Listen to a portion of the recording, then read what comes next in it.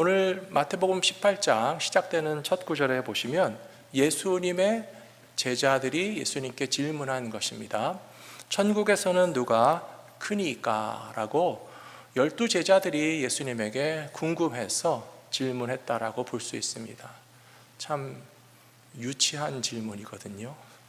천국에 어떻게 하면 갈 수 있습니까? 니고데모는 오히려 수준이 높은 질문을 했어요. 어떻게 하여야 하나님의 나라를 볼 수 있습니까? 라고 하는 좀 더 수준 있고 심오한 질문을 하는 사람도 있었는데, 천국에 들어가면 그것으로 감사하고 구원받았으니까 더 바랄 것이 없을 것 같은데도, 하나님의 나라에서는 누가 위대한 사람입니까? 누가 더 높은 사람입니까? 누가 더 칭찬받고 뽐낼 수 있는 그런 자랑거리를 가진 사람입니까? 라고 질문하는 사람들이 예수님의 제자들이었다는 사실이 좀 실망스럽게 느껴지는 것이 사실입니다. 그런데 예수님께서는 이러한 어리석은 질문에 지혜로운 답변을 주셨는데요, 하나님의 나라는 거꾸로 되어 있는 줄 알면 된다라고 설명해 주셨어요. 첫 번째로, 하나님의 나라에서는 작은 자를 크게 보시는 역설이 존재한다는 사실입니다. 오늘 말씀에서 2절에 보시면 예수께서 한 어린아이를 불러 그들 가운데 세우시고 이르시되, 진실로 너희에게 이르노니 너희가 돌이켜 어린아이들과 같이 되지 아니하면 결단코 천국에 들어가지 못하리라 라고 말씀하셨습니다. 어린아이와 같이 되지 아니하면 천국에서 작은 자다, 뒤로 밀린다 정도가 아니고요, 예수님 말씀은 아예 천국에 들어가지도 못한다 라고 하시는 말씀을 우리는 심각하게 받아들여야 됩니다. 하나님 나라 백성으로 살기 위해서는 반드시 작은 자여야 하고 약한 자여야 하며 겸손할 수밖에 없고, 자기 주장을 펼칠 능력조차 없으며 어른들과 같은 다른 사람들에게 오히려 휘둘리고 끌려다녀야만 하는 어린아이와 같은 마음과 자세로 살아가야 된다는 말씀이 좀 고민이 돼야 정상입니다. 고민되시죠? 고민이 돼야 정상이라니까요. 저는 이 말씀을 읽으면서 고민하고 있어요. 제가 몇 살 때 어린아이였더라, 잘 기억이 안 날 정도로 벌써 나이를 많이 먹었어요. 한 40, 50년 전이었던 것 같아요, 제가 어린아이였던 것이. 이 자리에 계신 분들은 더 오래전에 어린아이였던 어린아이의 때를 잊어버릴 정도로 이미 너무 많이 어른이 됐잖아요. 우리 다 큰 사람이에요. 그래서 우리는 다 큰 어른이 됐는데 어른으로서 이 세상을 살아가기에도 벅차기 때문에 결코 약할 수 없고 질 수 없고, 또 경쟁에서 패하면 자존심 상하고 경제적인 이익을 뺏길 수도 있고 어떤 특권이나 권리를 손해볼 수밖에 없는 어린아이가 되지 않으면 하나님의 나라에 들어갈 수 없다라고 말씀하시는 예수님의 말씀이 좀 고민되게 느껴질 수밖에 없는 것이 사실입니다. 예수님의 제자들을 보시면 끊임없이 예수님 뒤에서 누가 더 큰 자냐라고 하는 경쟁심을 버리지 못하고 3년 동안 예수님을 따라다녔던 것을 볼 수 있습니다. 틈만 나면 12 제자 가운데서 누가 1등이야? 누가 1등이야? 저희 어렸을 때 학교에서 이 성적표를 받으면 등수가 있었죠? 여러분 기억나세요? 반 등수도 있고 전교 등수도 있어요. 그리고 대학 입시를 앞에 놓고는요, 전국 등수도 나와요. 얼마나 이게 기가 막힌 노릇입니까? 한 반에서 함께 공부하는 친구들끼리 누가 1등이냐, 누가 5등이냐, 누가 꼴등이냐 따지는 거 너무 잔인해서 요즘에 한국에서는 초등학생에게는 아마 그 성적의 등수는 매기지 않는다고 알고 있어요. 그런데도 불구하고 예수님의 12 제자들은 누가 1등이냐 라고 하는 것에 대해서 너무 관심이 많아서 티각태각 하다가 일단은 베드로가 좀 1등이다 라고 하는 결론을 내렸던 것 같습니다. 그러나 그것을 인정하고 싶지 않았고요, 틈만 나면 베드로만 혼자 1등 해야 돼 라고 하는 생각을 가진 제자들이 많이 있었습니다. 그래서 갈릴리 지역에 있을 때도 누가 더 큰 자냐 경쟁하던 제자들이 예루살렘에까지 와서 예수님의 고난을 앞에 두고도 제자들 가운데서 누가 더 예수님의 오른팔이야? 라고 하는 것에만 너무 관심을 가지다 보니까 급기야 무슨 일이 벌어졌는가 하면 예수님과 제자들의 마지막 유월절 만찬을 드시기 위해서 마가의 다락방에 모였을 때에 아무도 무릎을 꿇고 발을 닦아주는 사람이 없었어요.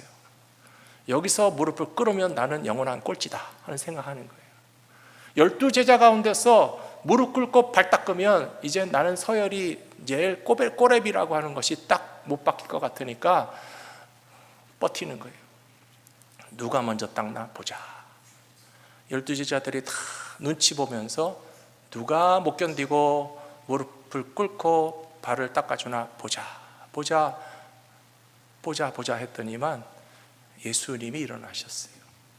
대야에 물을 담아가지고 오셨어요. 허리에 수건을 감으셨어요. 그리고 베드로로부터 시작해서 가룟 유다에 이르기까지 12명의 제자들 모두의 발을 예수님 닦아주셨어요. 그렇게 큰 자가 되고 싶으냐? 하나님의 나라는 섬기는 자가 지도자다. 선생인 내가 너희의 발을 닦아주었으니 너희도 이와 같이 하라 라고 가르쳐 주신 예수님의 말씀을 기억한다면 우리들이 어떻게 신앙생활을 해야 될지를 분명히 가르쳐 주신다고 저는 믿습니다. 이런 사실을 쉽게 깨닫는 것이 아닌 것 같습니다. 예수님의 12제자 가운데서 베드로가 단연코 수제자요 1등이라는 것이 거의 인정받는 상황이었음에도 불구하고 예수님의 어머니 마리아의 자매였던 살로메가 찾아왔습니다. 야고보와 요한의 어머니였어요. 예수님에게 찾아와서 예수님 가만히 보니까 왕 되실 것 같은데 예수님 왕 되시면 아시죠?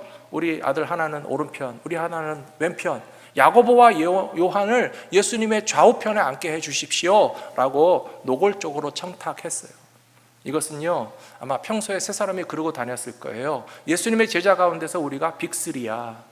베드로, 야고보, 요한, 예수님 맨날 우리 데리고 다니시니까 항상 가까이 있는 세 사람이 예수님의 12제자 가운데서는 언제나 빅3인데 지금 이 빅3가 또 반란을 일으키는 거예요. 베드로를 제치고 야고보와 요한이 예수님의 좌우편에 앉겠다고 그랬어요. 그러면 베드로는 어떻게 받아들여야 됩니까? 아이고 유치하다. 뭐 그렇게 1인자 2인자 예수님의 오른팔 왼팔 되려고 하냐 라고 했으면 참 좋았을 텐데요. 베드로가 성을 벌컥 냈어요. 뭐라고? 우리가 같이 빅3였는데 날 제쳐놓고 어머니 이용해가지고 야고보와 요한이 오른편 왼편에 앉으면 나는 뭐야? 라고 하면서 화를 냈더니요. 그럼 나머지 제자들은 어떻게 했겠습니까? 아이고 빅3라는 사람들 참 유치하네. 우린 그런 거 관심 없어. 라고 했으면 얼마나 좋았겠습니까? 12제자들이 다 난리가 났어요. 뭔 소리야? 나도 이번 기회에 올라가야 되는데 베드로만 언제 1등하고 야고보와 요한만 맨날 빅3야? 우리도 예수님의 제자인데 우리는 절대 밀릴 수 없어 라고 하면서 와글와글 시끄럽게 떠들었어요. 사랑하는 성도 여러분, 과연 천국에서 높아지려면 어떻게 해야 되겠습니까? 오늘 예수님께서 말씀하시기를 어린아이 같이 자기를 낮추는 사람이 천국에서 큰 자라 하신 말씀을 따라 배울 수 있는 저와 여러분들이 되시기를 부탁합니다. 저는 오늘 말씀을 준비하면서 천국 가면 저는 뭘 해야 되나 그런 생각이 들었는데요. 천국 가면 저는 어떻게 해야 가장 낮은 자가 될 수 있을까라고 하는 생각을 합니다. 여러분 오해하지 마십시오. 목사님이 역시 성경 말씀을 가지고 머리를 굴리는구나. 낮은 자가 돼야 높아진다고 그러니까 천국 가서도 낮은 자가 되겠다고 하는 거 보니까 목사님도 되게 높은 자가 되고 싶은 마음이 있나 보다 라고 오해하지 마세요. 살면 살수록 저도 배우고 깨닫게 되는 게 있는데요. 이 세상에서 높아지는 것이 좋은 게 하나도 없는 것 같아요. 높아져서 좋을 게 하나도 없다는 사실을 점점 배우게 됩니다. 제가 어렸을 때 작은 교회 혹은 시골 교회에는요 신발장이 있었습니다. 그리고 예배당이 아주 허름한 목조 건물이었는데요. 그 예배당 입구 현관이 되게 넓었어요. 그리고 현관 앞에 이렇게 스텝이 하나 있거나 아니면 좀 신발에 흙을 떨 수 있는 그런 것도 있고요. 일단은 교회 들어가면 현관에다 신발을 다 벗어놓고 우르르 들어갔어요. 그래서 새 신발을 신고 교회 가는 날이면 어머니가 꼭 하시는 말씀이 있어요. 야, 신발 잊어버리지 않게 조심해라. 새 신발 사줬는데 오늘 교회 처음 신고 갔다 잊어버리면 안 된다. 그래서 어떤 때는요, 신발을 벗어서 탈탈 털어가지고 들고 들어가서 머리맡에 놓고 엎드려서 기도하는 때도 있었어요. 제가 중고등부까지도 겨울 수련회, 여름 수련회를 가면요, 산골짜기에 있는 아주 오래된 건물 기도원에 갑니다. 낡은 기도원은요, 오래도록 다 똑같은 형식이었어요. 신발 벗고 들어가야 되는 거예요. 그래서 수십 명의 학생들이 예배당에 모여서 수련회를 진행하는데, 아이들이 밖에서 흙바닥에서 뛰어놀다가 와르르 들어가서 예배 시간 되면 그냥 그 현관에다 신발 다 벗어놓고 들어가잖아요. 그래서 예배 드리러 들어가면 그 다음에 또 가만히 안 있어요. 방석 쟁탈전이 벌어지는 거예요. 여름에도 춥고 겨울에도 추워서 방석 하나씩 깔고 앉아야 되는데 어떤 날은 방석이 모자라요. 근데 또 어떤 친구들도 잽싸게 들어가서 방석 2개 깔고 앉는 친구도 있고, 방석 막 달라 그러고 막 밀고 땡기고 막 베개 싸움 하듯이 치고 하면서 요란을 떨다가 예배를 마치고 나올 때 어떻게 나옵니까? 또 방석 내팽개치고 우르르 나와서 막 서로 신발 찾겠다고 막 난리가 나잖아요. 밀고 땡기고. 어느 날 제가 보니까 어떤 선생님이요, 학생들이 다 들어가고 난 다음에 신발 정리를 하고 계시더라고요.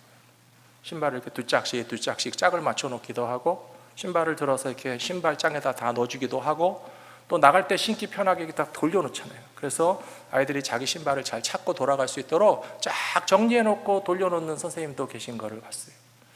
또 모임이 마치고 나면 학생들은 다 몰려 나가는데, 학생들 다 나간 다음에 예배당에 앉아서 방석 정리하는 선생님이 계세요.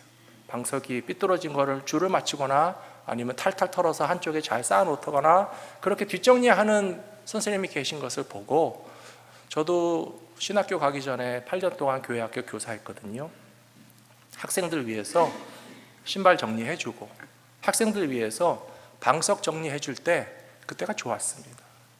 천국 가면 저는 신발 정리하고 싶어요. 천국 가면 저는 방석 치우는 일만 해도 해피할 것 같아요. 하나님 나라 갔다는 게 중요하잖아요. 천국 들어갔다는 것으로 더 이상 뭘 바랍니까? 하나님의 나라에 들어가서도 뭐 조금 더 높아져서 뭐 할 거예요? 야, 하나님의 나라에 왔으니, 하나님의 나라에 들어가게 됐으니, 하나님의 나라에 존재하는 것만으로도 말로 할 수 없이 감사해서 가장 낮은 일을 시켜만 주신다면 너무 저는 행복할 것 같아요. 우리 사랑하는 성도님들도 다 같이 하나님의 나라에 들어가시고 겸손한 마음으로 섬기는 기쁨을 맛보실 수 있는 저와 여러분 모두가 되시기를 축원합니다. 두 번째로 어린아이와 작은 자의 덕목은 겸손인데요, 이 겸손은 모든 그리스도인에게 필수적인 성품이라고 예수님 가르쳐 주시고 있습니다. 잘 아시겠지만 어린아이들은요, 몸집이 작습니다. 힘이 없습니다. 어른들에게 휘둘릴 수밖에 없습니다. 그런데도 불구하고 제대로 저항하거나 반대할 수 있는 힘도 없는데, 예수님께서는 멀쩡한 어른인 우리들에게 이런 어린아이와 같은 무기력함과 겸손을 요구하신다는 것이 여전히 이해하기가 쉽지 않습니다. 마태복음 18장 4절에서 그러므로 누구든지 이 어린아이와 같이 자기를 낮추는 사람이 천국에서 큰 자니라. 또 누구든지 내 이름으로 이런 어린아이 하나를 영접하면 곧 나를 영접함이다 라고 강조하고 계십니다. 겸손함이란 무엇이겠습니까? 힘이 없어서 혹은 힘이 없는 척 하라는 뜻이 아닙니다. 진정한 겸손은 힘이 있지만 그 힘을 함부로 쓰지 않기로 작정하는 것입니다. 그리고 하나님께서 우리에게 주신 힘이나 지위와 능력을 가지고 오직 선한 일을 위해서만 사용하고 남을 돕기 위해서 사용하기로 결정하며 하나님의 뜻에 순종하기 위해서만 내가 가진 힘과 지위와 능력을 사용하기로 결단하는 것이 크리스천의 겸손이라고 생각합니다. 겸손하다고 해서 아무것도 안 한다는 뜻은 절대 아닙니다. 야고보서 4장 6절에 보시면 하나님께서는 교만한 자는 물리치시고 겸손한 자에게는 은혜를 주신다라고 되어 있는데요, 그러면 겸손한 사람은 어떤 사람인가? 다음 절 7절에 보시면 너희는 하나님께 복종할지어다. 하나님께 열심히 복종하는 사람이 겸손한 사람입니다. 또 그 다음 9절 보시면 마귀를 대적하라. 아직 넘어갈 때 아닌데요. 마귀를 대적하라. 그리하면 너희를 피하리라. 겸손한 사람이 가만히 아무것도 안 하는 사람이 아니고요, 마귀의 시험에는 적극적으로 대적해서 물리치는 사람이어야만 신앙적으로 겸손한 사람이 될 수 있습니다. 그리고 8절에 보시면 겸손한 사람이 적극적으로 해야 될 일은 하나님을 가까이 하는 것입니다. 그리하면 하나님께서도 너희를 가까이 하시리라. 죄인들아 손을 깨끗이 하라. 두 마음을 품은 자들아 마음을 성결하게 하라. 이 7절 8절의 앞선 말씀이 6절이었죠. 하나님은 교만한 자는 물리치시고 겸손한 자에게 은혜를 주신다 하신 말씀에 적용에 해당된다고 생각합니다. 돌아온 탕자가 집을 나갈 때 겸손했겠습니까? 교만했겠습니까? 되게 교만했죠. 아버지 유산 주세요. 아버지도 보이는 게 없고 교만했어요. 아버지 유산을 받겠다고 작정했을 때 형한테 의논을 했겠습니까? 안 했겠습니까? 형한테 의논했다 혼나죠. 그래서 형한테 말도 안 하고 이 탕자가 집을 나갈 때 아버지도 뵈는 게 없고 형님도 뵈는 게 없고 아버지 돌아가시면 재산의 절반은 제 거 아닙니까? 주십시오 라고 할 때는요 되게 교만했어요. 자신만만했어요. 이 돈 들고 세상 나가면 난 보란듯이 재밌게 잘 살 수 있어 라고 하는 생각을 가지고 있었는데요, 교만할 때는 하나님에게서부터 멀어질 수밖에 없다는 사실을 보여준다고 생각합니다. 그런데 이 탕자가 아버지의 품으로 돌아왔어요. 돌아올 때는 어떤 마음이었겠습니까? 겸손한 마음이에요. 교만한 자는 하나님 물리치시고 겸손한 자는 하나님께서 은혜를 주신다고 그랬어요. 우리도 하나님 아버지께로 가까이 돌아가기 위해서는 겸손한 자가 된다면 언제나 우리를 받아 주실 줄로 믿습니다. 예수님께서 40일 금식하고 줄이셨을 때 시험을 받으셨죠. 40일 금식하시면 얼마나 기운이 없겠어요. 우리가 한 끼 두 끼만 굶어도요 좀 텐션이 떨어지잖아요. 의욕이 없어지잖아요. 하루를 굶으면요 사실 좀 아무것도 안 하고 싶고 들어놓 있기만 싶어요. 40일을 금식하셨으면 육체 가운데 함께 계셨던 예수님도 온 에너지가 바닥이 나셨을 거예요. 그런데요 그때도 예수님은 마귀의 시험에 대적하셨어요. 우리 모두는 내가 강한 자라고 생각되던 약한 자라고 생각되던 끊임없이 마귀의 시험을 대적해야 됩니다. 돌이 변하여 떡이 되게 하라는 유혹을 물리쳐야 됩니다. 성전 꼭대기에서 뛰어내리면 천사들이 수종들 것이라고 하는 그럴듯한 유혹과 시험도 물리치셔야 되고요, 마귀에게 절하면 천하를 다스리는 권세까지도 주겠다라고 하는 거짓말에 우리는 속아넘지 말아야만 하나님의 은혜를 구할 수 있는 겸손한 믿음의 길을 걸어가게 될 줄로 믿습니다. 세 번째로 힘이 없고 연약한 사람들은 그래서 더욱 기도하며 하나님께 의지할 때에 하나님이 보살펴 주시겠다고 약속하셨습니다. 오늘 말씀에서 예수님께서 제자들 앞에 한 어린아이를 세워놓으셨다고 그랬죠. 그리고 이 작은 자 중에 하나도 업신여기지 말라. 제가 10절 말씀까지 읽은 이유가 있습니다. 마태복음 18장 10절에 보시면 삼가 이 작은 자 중에 하나도 업신여기지 말라. 너희에게 말하노니 그들의 천사들이 하늘에서 하늘에 계신 내 아버지의 얼굴을 항상 배워옵느니라. 이 10절의 말씀의 후반부는요 그렇게 해석하셔야 됩니다. 작은 자들의 천사들이 하늘에서 하늘에 계신 내 아버지의 얼굴을 항상 바라보고 얼굴을 뵙고 있다는 뜻은요, 축약해서 직접적으로 설명을 드리면 하나님이 작은 자들을 놓치지 않고 면밀하게 살피고 계신다는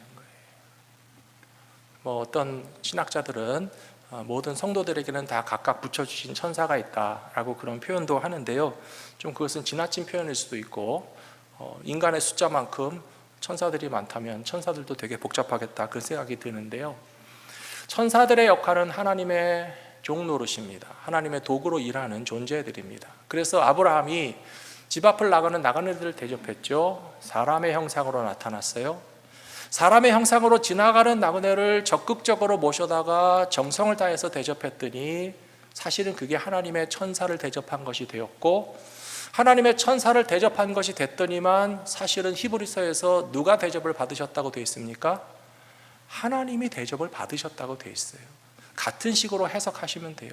천사가 하나님의 얼굴을 뵙고 지극히 작은 자를 위하여서 변호하고 호소하고 불쌍히 여겨주시라고 천사들이 하나님 앞에 말씀드리고 있다면 그것은 결국 하나님이 다 알고 계신다는 거예요. 이 말씀이 위로가 되지 않습니까?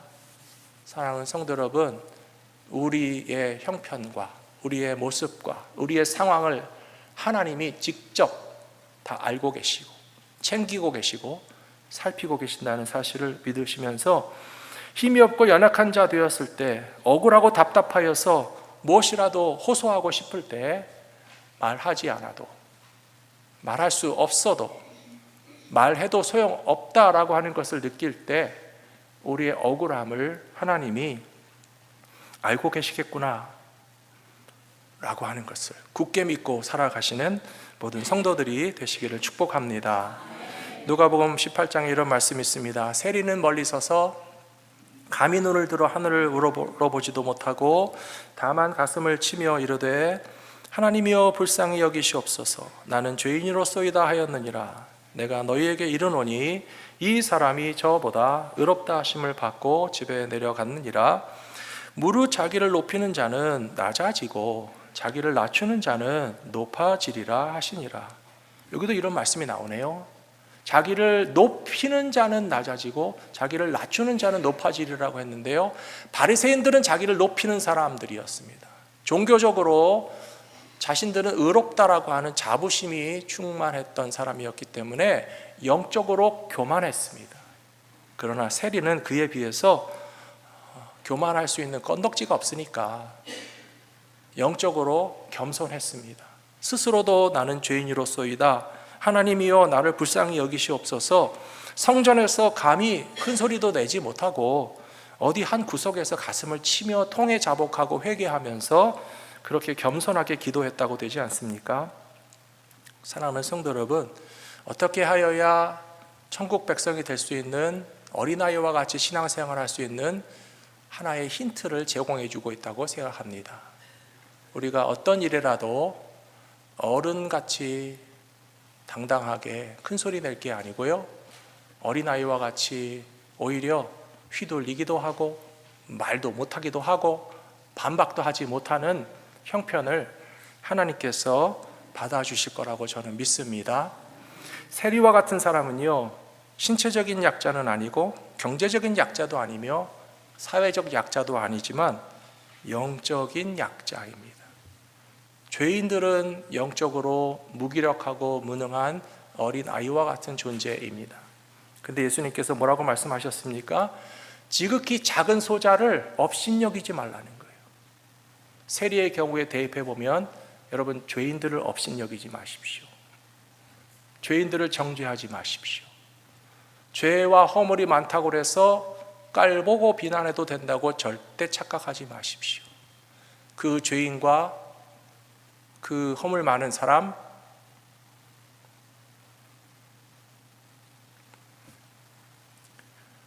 세리,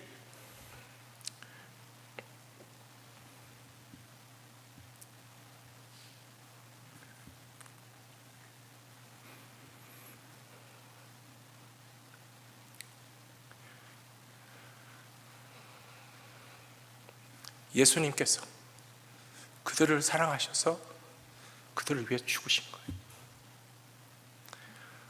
죄인을 깔봐서는 안 되는 이유가요, 우리가 죄인보다 조금 더 깨끗한 사람이어서가 아니에요. 그 허물 많은 죄인을